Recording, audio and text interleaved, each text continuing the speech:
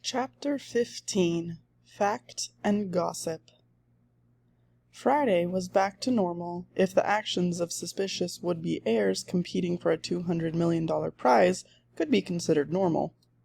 At school, Theo studied, Doug Who ran, and Turtle was twice sent to the principal's office for having been caught with a transistor radio plugged in her ear. The coffee shop was full of diners. Shin Hoo's restaurant had reopened, too, but no one came. J.J. Ford presided at the bench, and Sandy McSuthers presided at the front door, whistling, chatting, collecting tidbits of gossip, and adding some of his own.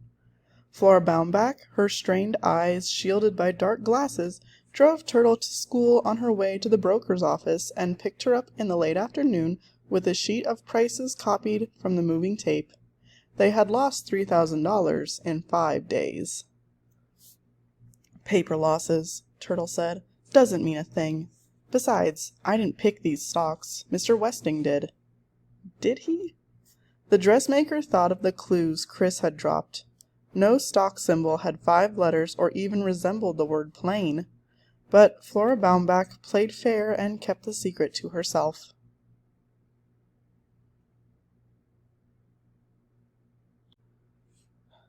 Four people stood in the driveway's melting snow, shivering as the sun dropped behind Sunset Towers. The fifth jogged in place. No smoke had risen from the chimney since that fateful Halloween. Still, they stared up at the Westing house, murder on their minds. "He looked too peaceful to have been murdered," Turtle said. She sneezed, and Sandy handed her a Westing tissue. "How would you know?" Doug replied. "How many people have you seen murdered?" "Turtle's right," her friend Sandy said. "If Westing expected it, he didn't have it seen it comin'. His face would have looked scared." "Maybe he didn't see it coming," Theo argued. "The killer was very cunning," Westing said. "I read a mystery once where the victim was allergic to bee stings, and the murderer let a bee in through an open window." "The window wasn't open," Turtle said, wiping her nose. "Besides, Westing would have heard the buzzing and jumped out of bed." Doug had an idea. Maybe the murderer injected bee venom in his veins. Otis Amber flung his arms in the air. "Whoever said Westing was allergic to bees?" Doug tried again. "How about snake venom? Or poison? Doctors know lots of poisons that can make it look like heart attacks." Turtle almost kicked Doug. Track meet or not, her father was a doctor. She would not have minded if he'd said interns. "I once heard about a murderer who stabbed his victims with an icicle," the doorman said. "It melted, leaving no trace of murder weapon." "That's a good one," Turtle exclaimed appreciatively. Sandy had more. "There's been a Roman who choked on a single goat hair. Someone put it in his milk. And there was the Greek poet who killed when an eagle dropped a tortoise on his bald head." "Maybe Westing was just sleeping until Turtle stumbled and fell on his head," Doug suggested. "That's not funny, Doug Who. How could she have ever had a crush on that disgusting jerk?" Doug would not let up. "And who was the suspicious person in red boots I saw opening the hood of cars in the parking lot the other morning?" He looked at Turtle's booted feet. "The thief stole my boots and put them back again. They leak." "A likely story, Tabitha Ruth." Doug pulled her braid and ran into the lobby at full speed. Sandy placed a large hand on Turtle's shoulder, a comforting hand, and a restraining one. Otis Amber hopped on his bike. "Can't stand around here chit-chatting about murder. That never happened. Sam Westing was a madman. Insane. Crazy as a bedbug." He pedaled off, shouting back, "We ain't murderers. None of us." Theo could not agree. If there was no murderer, there was no answer, and without an answer, no one could win. "Sandy, did anybody leave Sunset Towers on Halloween night before Turtle and Doug?" The doorman scratched his head under his hat, thinking. "One day seems like the next. People coming and going. I can't remember." "Try." Sandy scratched harder. "Only ones I recall are Otis Amber and Crow. They left together about 5 o'clock." "Thanks." Theo hurried into the building to check his clues. Turtle had no reason to suspect Otis Amber or Crow or any of the heirs. Money wasn't the answer. Her only problem was that dumb stock market if it didn't want to play the game. Sandy, tell me another story. Okay, let's see. Once, long ago in the olden days, there was this soothsayer who predicted the day of his own death. That day came, and the soothsayer waited to die, and waited some more, but nothing happened. He was so surprised and so happy to be alive that he laughed and laughed. Then, at 1 minute to midnight, he suddenly died. He died laughing. He died laughing, Turtle repeated thoughtfully. That's profound, Sandy. That's very profound.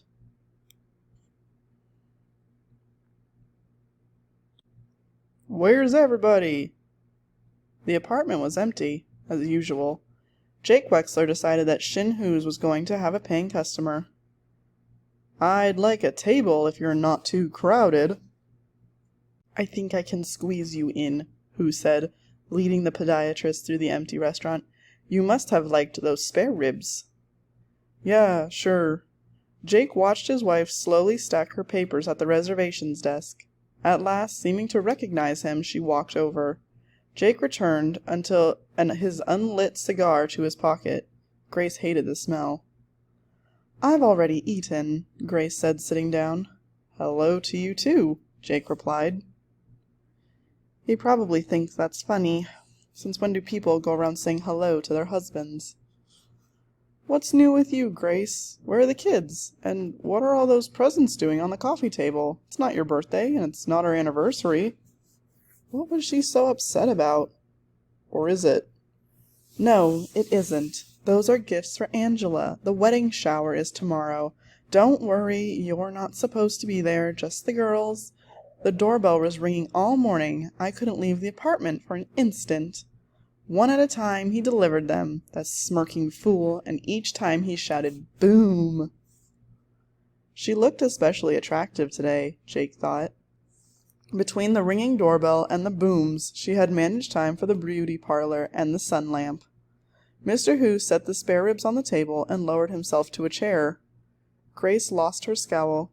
Since you're here, Jake, I'd like your opinion on the advertising campaign I'm planning.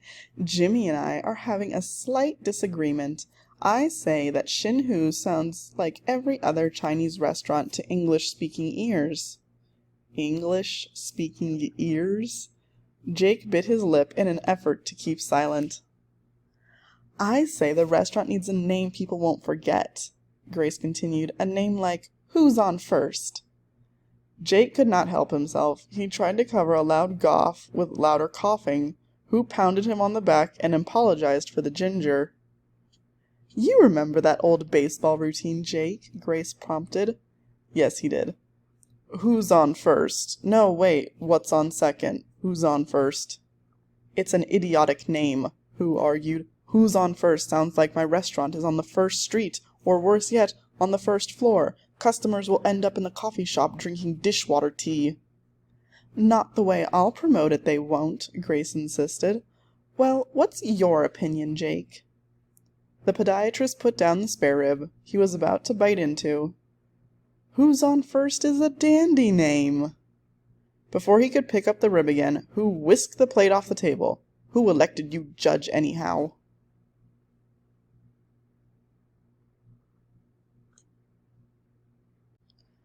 The judge returned to Sunset Towers with clippings from the newspaper files.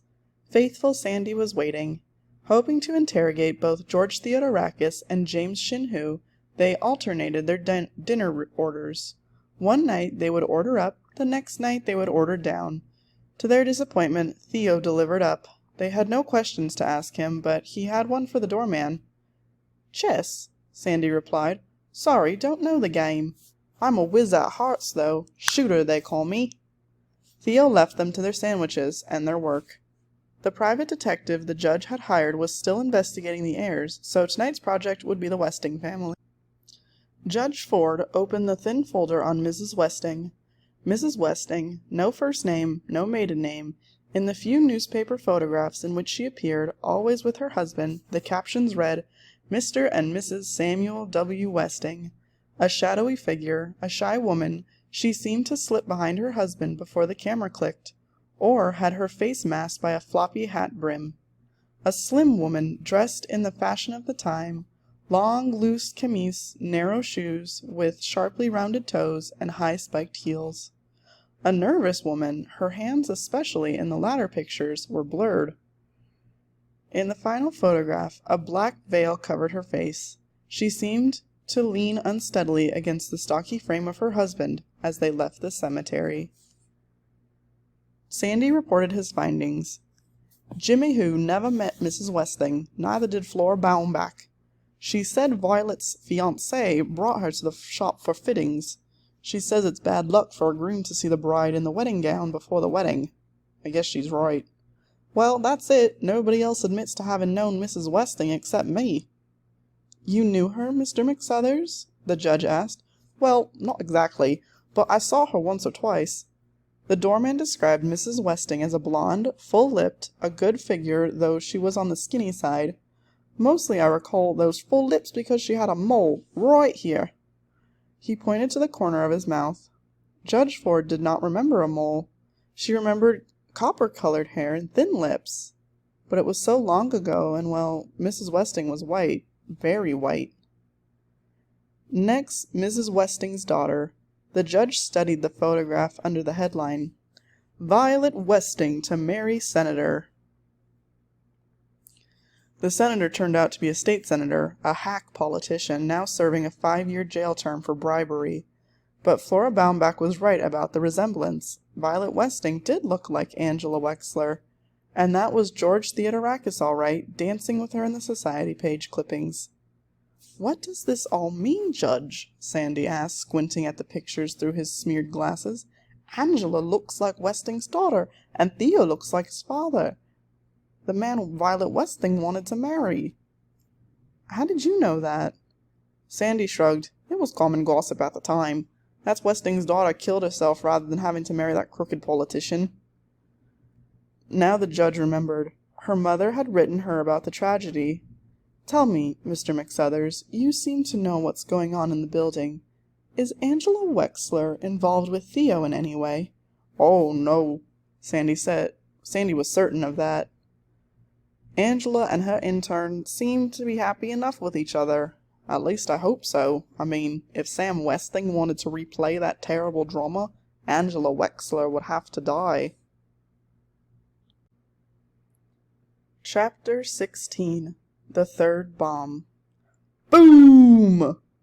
Grace Wexler slammed the door on the delivery boy's silly face and returned to her party with a pink ribboned gift. The gossiping guests were sipping jasmine tea from Westing paper party cups, nibbling on tidbits from Westing paper party plates, and wiping their fingers on Westing paper party napkins. Madame Who served in a tight-fitting silk gown slit high up her thigh, a costume as old-fashioned and impractical as bound feet. Women in China wore blouses and pants and jackets. That's what she would wear when she got home. Grace clapped her hands for attention. "Girls, girls, it's time for the bride-to-be to open her presents. Angela, you sit here and everybody gather round." Angela did as her mother said. She lowered herself to a cushion on the floor, ringed by gift boxes and surrounded by vaguely familiar faces. She had not invited her few friends from college. They were bent on careers. This wasn't their thing. These were her mother's friends, and the newly married daughters of her mother's friends, and Turtle, who was leaning against the wall, arms folded, smirking. Lucky Turtle, the neglected child. "Read it aloud, dear," Grace ordered as Angela opened the card tied to the yellow ribboned box. "To the bride-to-be in the kitchen stuck, an asparagus cooker, and lots of luck, from Cookie Barfspringer." "Thank you," Angela said, wondering which one was the Barfspringer. The next gift was an egg poacher. The box in pink ribbons contained another asparagus cooker. "I sure hope Dr. Deer likes asparagus," someone remarked. The giver said that she could return it for something else, although two might come in handy. A doctor's wife has so much entertaining to do. Angela glanced at her watch and reached for the tall, thin carton wrapped in gold foil. Look how Angela's hands are shaking. She's as nervous as a groom. Giggles. Bride-to-be jitters. More giggles. Slowly, Angela unknotted the gold ribbon. Carefully, she unfolded the gold foil. How neatly she did everything, the perfect child. Not like Turtle, who ripped off wrappings impatient to see what was inside. Hurry up, Angela, you're such a poke. Turtle complained. Suddenly she was there, kneeling down to peek under the lid. Get away! Angela cried, jerking the gift up and away from her sister, as the lid blasted off with a shattering bang. Bang! Bang! A rapid rat-a-tat-tat, rockets shooting, fireballs bursting, comet shrieking, sparks sizzling, 24 framed flower prints falling off the walls. Then it was over. Screams hushed into whimpers, and the trembling guests crawled out from under tables and peered out of the closets. Is anyone hurt? Grace Wexler asked nervously. Other than being scared out of 10 years of their lives, thank you, they were fine. Where's Angela? Angela was still seated on the cushion in the middle of the floor. Fragments of the scorched box lay in her burned hands. Blood oozed from an angry gash on her cheek and trickled down her beautiful face. Heirs beware, Sam Westing had warned. They should have listened. Now it was too late. The suspicious heirs gathered in the lobby around the police captain called in by Judge Ford. One of them was a murderer, they thought. And one of them was a bomber, and one of them was a thief. But which was which, and who was who? Or could it be one and the same? Some game, Mr. Who grumbled, unwrapping a chocolate bar. One ulcer wasn't enough. Sam Westing had to give him 3 more. Some game. The last one alive wins. Now there's a likely suspect, Otis Amber thought. Who the inventor? Who the angry man? The madman. The last one alive wins? Flora Baumbach repeated. Oh my, what a terrible thing to say. Can't trust that dressmaker, Mr. Who thought. How come she's grinning at a time like this? The captain offered no help at all. Neither the bomb squad nor the burglary detail has enough evidence to search the apartments, he explained. You call that justice? Sandy asked. Good-natured Sandy couldn't be the one. He wasn't in the building when the first 2 bombs went off. Or when the judge's watch was stolen, Jake Wexler thought. On the other hand, he sure did hate Sam Westing. Yes, Mr. McSuthers, justice is exactly what I call it. Not her, not the judge, in spite of the clues, Chris thought, unless she's the one of those Black Panthers in disguise. Those weren't gas explosions, those were bombs, right? Theo pressed the captain. A nice kid, that Theo. Doug, too, Flora Baumbach thought. But how often had she seen television interviews of next-door neighbors saying, Can't believe he killed 13 people, he was such a nice kid. Oh my, what's gotten into me thinking such a thing? The captain would not call them bombs. More like childish pranks, he said. Childish pranks! That brat's capable of anything. Turtle stuck her tongue out at the sneering Doug Who. Evil pranks of the devil, Crow muttered. Her blessed Angela was almost killed. Crow could be the one. Bring hellfire down on all of us, Theo whispered to Chris. But she wasn't in the building when the first 2 bombs went off. Yes, she was. No, she wasn't. The captain described these so-called bombs. Just a few fireworks triggered by a squat striped candle set in a tall open jar. The ribbon probably hid the air holes in the box. No one would have been hurt if the young lady had not tilted the box toward herself. A time bomb, Grace Wexler said, glaring at the person who delivered the gifts. An unhappy woman, that self-appointed heiress, the judge thought. Unfulfilled, possibly disturbed, capable of the burglaries, perhaps, but not the bombings. She wouldn't have hurt her own daughter. At least not Angela. Don't look at me like that, Otis Amber shouted at Mrs. Wexler. I don't own no striped candles, or no fireworks neither. That idiot is the likeliest of all, Grace thought. But he wasn't around when the coffee shop blew up. Oh, ah! The excitement was too much for Chris Theodorakis. Well, that's one air no one could suspect, said, and Angela, of course. No one could suspect her. Otis Amber was not sure of that. Still waters run deep, he said. Hee hee hee. Turtle could not let him get away with that, even if it was true. Otis Amber limps, Chris noted the next day.